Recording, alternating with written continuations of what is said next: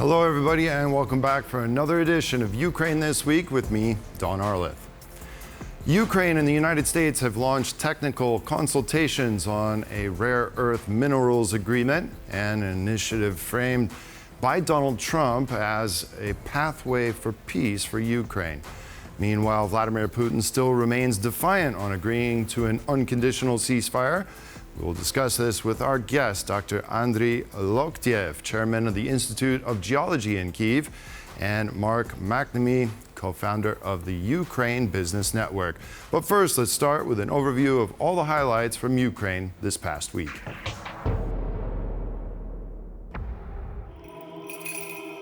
Ukraine is still reeling from what has been described as the single deadliest attack targeting children in Russia's invasion of Ukraine. Last week, a Russian missile struck Kryvyi Rih, killing 20 people, 9 of whom were children, and left more than 70 injured. The missile slammed into a residential neighborhood, destroying homes, damaging schools, and striking a playground. President Volodymyr Zelensky, who hails from the city, condemned the attack in a statement on X, urging allies to do the same and increase their support for Ukraine. Staying silent about the fact that it is Russia killing children with ballistic missiles is wrong and dangerous. It only emboldens the scum in Moscow to continue the war and keep ignoring diplomacy. Weakness has never ended a war. British and German officials have condemned the strike, calling it further proof of Russia's war on innocent lives. As of April 5th, official data reported that 616 children have been killed, 1,863 injured as a result of Russian aggression in Ukraine, a grim toll that continues to rise amid ongoing attacks on civilian areas.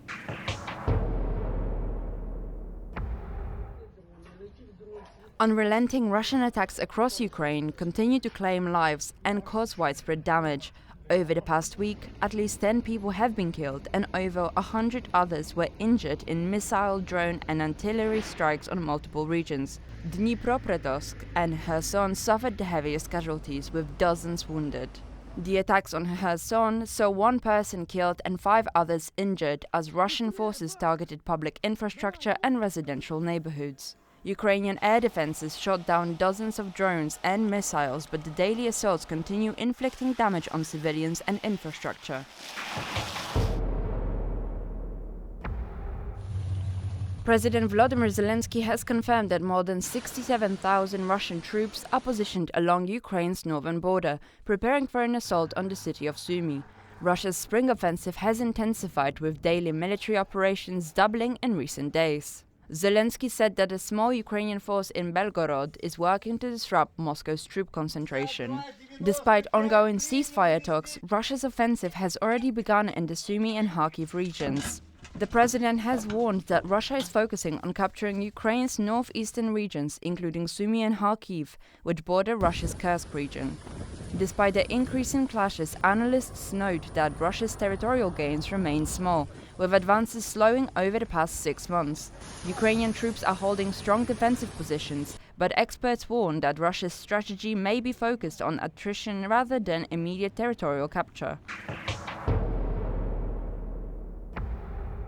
Volodymyr Zelensky has revealed that at least 155 Chinese nationals are fighting for Russia in Ukraine and accused Beijing of turning a blind eye to their recruitment. Ukrainian intelligence released dossiers identifying some of the fighters, though Zelensky clarified that China had not directly commanded them. While Chinese officials claimed that fighters joined voluntarily, Zelensky has pointed out that Russia openly recruited them through TikTok and other Chinese platforms, arguing that Beijing must have been aware of the procedure.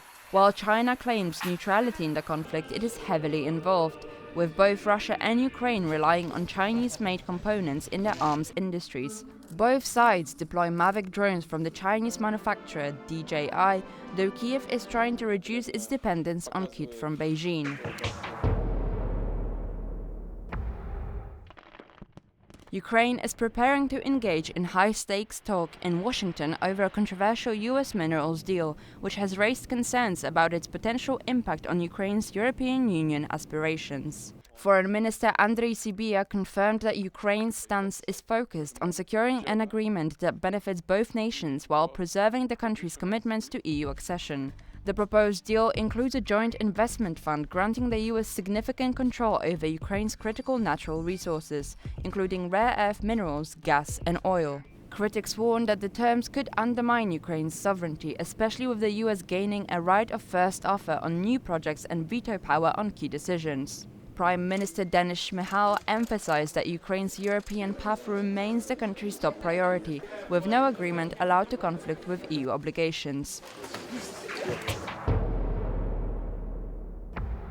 Access to critical rare earth for the United States has become even more important recently. Donald Trump's trade war with China could see the Chinese restrict exports to the United States. Now, to take stock of Ukraine as a potential source and supplier, I'd like to welcome Dr. Andrii Loktiev, chairman of the Institute of Geology in Ukraine. Hello, sir, and thank you very much for joining us on Ukraine This Week. Hello, thanks for inviting me to this discussion. Yes, now for our viewers to kind of take stock of the whole situation in Ukraine as a potential supplier and producer, could you tell us what types of rare earth minerals can be found in Ukraine, what types are not being developed, and what types could be developed? Okay, so let's start with understanding what is rare earth elements, and they are 17 metals, which are not rare in the earth, but they are very dispersed, and they are not commonly found in a big proportion in earth. Ukraine holds most of rare earth elements, most of them, and those are metals which, as I told, don't happen in very concentrated way. So in order to produce a kilogram of metal, you should go through more than a ton of a rock. Ukraine holds several fields. None of them previously have been developed, and they are discovered fields which, as I told, have never been developed. Besides, Ukraine holds other very interesting critical elements. Among them is titanium, lithium, graphite, manganese, and many more. And it's been said that some of the sizable deposits are also in the occupied territories. If you could give us an estimate, more or less, of how much is over in those occupied territories and how much is in greater Ukraine. That is true. It's several fields are now on temporary occupied territory, and it's not even a half, it's not even a quarter, but there are some fields which are located on occupied territory, on temporary occupied. That is true. So, I mean, before the full-scale Russian invasion, did Ukraine have a national strategy to develop and to extract these some of these minerals? And have those plans been thwarted by the full-scale invasion? Actually, Ukraine has and used to have a strategy of developing all minerals up to 2030. But actually, I'm pretty sure that not enough attention have been made to critical elements, to rare earth elements. So they were on the list, but Ukraine only now starts building good, proper strategies and approaches. And of course, with the United States and this agreement that they've tried to put forward, we've seen these two different versions. I've seen some reports about people being excited in Ukraine that the United States would participate in the extraction of these minerals that currently aren't being extracted. Can you give us an idea of what the United States could actually offer the mining industry in Ukraine? And how Ukraine could benefit from that? First of all, we need to tell that according to Ukrainian constitution, all minerals belong to Ukrainian people. And Cabinet of Ministers, Ukrainian government issues licenses, and its permit is given by Ukrainian people to Ukrainian government. And Ukraine budget gets royalty, and this royalty is a payment to Ukrainian people from producing companies, actually. And very many mining is done in Ukraine, but why rare earth elements have never been developed? Because Ukraine did not have and does not have permanently access to technologies, access to really big investments, and ecological approaches. So that is why those fields have not been developed yet. And do you think that a partnership with the United States would allow Ukraine to exploit these resources that previously haven't been exploited? We could see, and probably you could see, some details on proposal from US, and I would not even say that it's not unfair, because I need to be more critical and more radical in those offers. It's like we already lost the war, and it seems like we started the war, so that is a punishment. Actually, any partnership, when it's fair, it could benefit a lot to both sides, but we don't want to be treated as as not equal partner regarding these elements. And we know that we can contribute to Ukrainian and to US security and business. So that is why Ukraine wants a fair treatment and fair deal. Yeah, I absolutely agree with you. And we're going to bring in another guest after you to discuss some of the dynamics of this deal. But I mean, since we're already talking, I could ask you about this. Based on what you're seeing from the current proposal, which they're negotiating at the moment in Washington, what particular elements of this make it an unfair deal? And what could be corrected so that Ukraine, like I said, my premise, so that Ukraine could benefit from this, both sides could benefit from this? First of all, why Ukraine did make a proposal regarding elements is because Ukraine wants security guarantees. And that is the main aspect of such a partnership. And we, Ukrainian people, did not hear anything about any mechanisms, anything regarding real security guarantees. Second, proposal changes from time to time, and many more elements are included there. Sea freight is included there, and we don't know actually what the final deal will look like. But if it's a fair deal, Ukraine would need investments.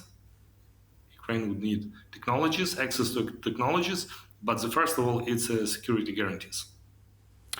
Right. Well, do you think if Americans came and invested billions of dollars in Ukraine, that this would be somewhat of a security guarantee? I guess this is how Donald Trump is phrasing it. Actually, if you had an access and managed to check the details of the leaks in the internet from this proposal, there are any guarantees of billion-dollar investments. So there are none of the guarantees, none of the that part which US is obliged to invest. So based on this current agreement, would you throw it away and start all over? Or do you think that in Washington it could be negotiated, some of these certain points? It's diplomatic discussion should give results. I'm not a politician, so let's leave it to politicians. And I think when both sides are focused on results, they will manage to come up with a result. Okay. Dr. Andrii Loktiev, chairman of the Institute of Geology in Ukraine, thank you for joining us on Ukraine this week. Appreciate it. Thanks a lot. Bye. And now joining me to discuss the political and business aspects of the Ukraine-U.S. cooperation and the EU, as well as McNamee, co-founder of the Ukraine Business News Network. Hello, Mark, and thank you for joining me on Ukraine this week. Hi, thanks for having me. Yes, okay, well, we were trying to get through the kind of geological ins and outs of what Ukraine has and what might be the best ways to exploit it and whether this will be beneficial to both sides.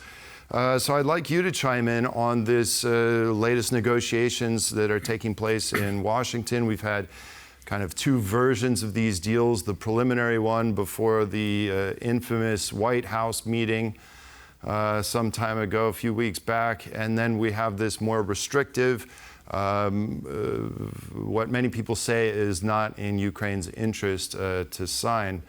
So I'd like to get your opinion on this deal and whether there's any potential for them to negotiate something that's beneficial for both sides. Sure, thanks. So first things first is that we're actually at about the third or maybe fourth iteration of this deal for a variety of reasons, but all of them are inherently political, whether it's Trump's political interests or Zelensky's political interests. And of course, their political interests are not only in the international realm, but to their own domestic populations. So my opinion of this is that, frankly, much of the discussion over the last month and a half now is related far too much to the economic and financial details and nuances of the deal, and that's not where the focus really should be. This is a political process. This is part of a broader political process in terms of moving towards a ceasefire deal. And so, when you're looking at it from that perspective, you should really be taking into account what are the political incentives, motivations on Trump's side, what are the political incentives and motivations on Zelensky's side, right?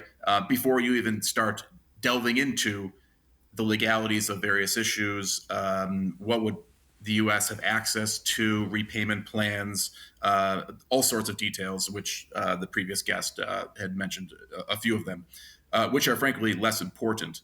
And so answering your direct question, can they sign a document? Frankly, I would suggest that they should continue to negotiate, keep the ball moving with this. Just keep the political process moving. At some point, should Zelensky sign something, I would recommend, most likely yes, basically to keep the process going, staying on Trump's side, and fundamentally pushing the ball into Russia's court. Keep Trump happy, make it appear that it's not Ukraine that's the obstacle towards a ceasefire and peace. Ukraine has happily said they'll agree to a ceasefire. Ukraine has now, made progress towards some sort of mineral rights deal, and now put the ball politically into Putin's court. So from Kyiv's point of view, I would say do that. And especially because we can get into the nuances if you'd like, it doesn't really commit them to that much in the future when and if this were to come to fruition. So something I'd like to pick up on, you said the motivations. I mean, this was born out of Zelensky's idea, something to tie the United States and give the United States an interest, because obviously security guarantees were the most important. But then Donald Trump comes in. What do you think his main motivations are here? Is it just to play to the political audience, to play to the domestic audience at home? Like, look, I was able to recoup our investments in military aid support for Ukraine. I was able to make a good deal for the United States. You think that's as far as it goes for Donald Trump? And Donald Trump's only in office for the next 4 years, so he probably doesn't care what happens after that. Right. I mean, when and if the United States could ever even take advantage of this deal, would he be in office? Would he be alive? This would all come at the end of some sort of war with some sort of peace deal. So this is a long ways off. So it's more at the moment politically what's beneficial for Donald Trump. As you said, I agree entirely that his primary motivation is appealing to his domestic audience, to his far right voters, to the MAGA crowd, and frankly to a lot of the U.S. population that rightly or wrongly see the U.S. as maybe being due something for its past support for Ukraine. So 100% that's one of his primary motivations, is to show that he has something, which again, is just part of the political process. If Trump can just show the optics, just cosmetically appear to have gained something through this deal, that would assuage enough people in the United States. But then secondly, and I would also say, this has become clear from the Ukrainian interlocutors that I've had discussions with, as well as American interlocutors, that Trump has been insistent and has kept pushing for this mineral rights deal, despite, by the way, Ukraine has continued to reject it, continued to talk, but has continued to reject the terms that he's put forward on several occasions, because Trump is truly insistent for his own sort of political motivations, personal motivations. He wants to get the Nobel Prize. And this is one of the obstacles on the path to doing that. So when you think about what are Trump's motivations, yes, appealing to his domestic audience, to his support base, the MAGA crowd. And then secondly, he wants, and we know this from his first term, his dealings with North Korea. He spoke publicly. He said he should have gotten the Nobel Prize at that time. Unfortunately, that's where we're at in international diplomacy here. But that is one of the primary motivations that keeps Trump pushing for this, so that, en route to getting a ceasefire and then get the public acclaim of the Nobel Prize. So Ukraine needs to continue to negotiate and show good faith, I imagine. And meantime, we have Russia, which is completely stalling on this ceasefire. How much patience do you think Donald Trump is going to have when it comes to Vladimir Putin, if you could speculate? Yeah, this is pure speculation, trying to get into the head of where is the threshold for Donald Trump. I would say not very much. He's proven himself to be a quite impatient man. I think what also frustrates him is that he can't extricate himself from the situation as easily as maybe he would like to. He made campaign promises, of course. This is, in his eyes, unfortunately, a massive security situation, global security situation, impacting Europe specifically, but obviously the international order that he has to deal with. And even today, though, what's somewhat encouraging, earlier this week and even today, he put more pressure on Putin as far as moving towards a deal. And I think what's also maybe a little bit encouraging is that Putin now has been not seen, I think, for over a week or so. And this is what Putin does. He has a track record. When he feels pressured, when he has to make a big decision, and he can't, and he hasn't made up his mind, right? He then hides for long periods of time. This has happened a few different times over the last 10 years, and this is the latest iteration, which means that he likely is feeling some pressure, whether that's through backdoor channels. We saw obviously Dmitriev, so Putin's one of his negotiators in Washington D.C. Last week. And then Witkov more recently here in Moscow. But Putin is not making any public statements, hasn't been seen in public in several days. So it's likely, we can probably assume that he's continuing to delay, of course, but he's not sure exactly how to respond. And the U.S. probably, at least not publicly, trying to give him a bit of a chance, but through back channels, likely putting a bit more pressure on Putin. But again, as you asked, a lot of this is speculation. Let's see. But the important point, again, if you're Ukraine, if you're Zelensky, just keep the negotiation process moving along, keep appealing to Trump, and just keep the ball in Russia's court and make Putin, force him to make a decision. Yeah, and let's hope the pressure changes the other direction at this point. Mark McNamee, co-founder of the Ukraine Business News Network, thank you very much for joining me today. Appreciate it. Great. My pleasure. Thank you. And that concludes this edition of Ukraine This Week. Join us again next week for all the latest news from the war in Ukraine. Thanks for joining, and goodbye.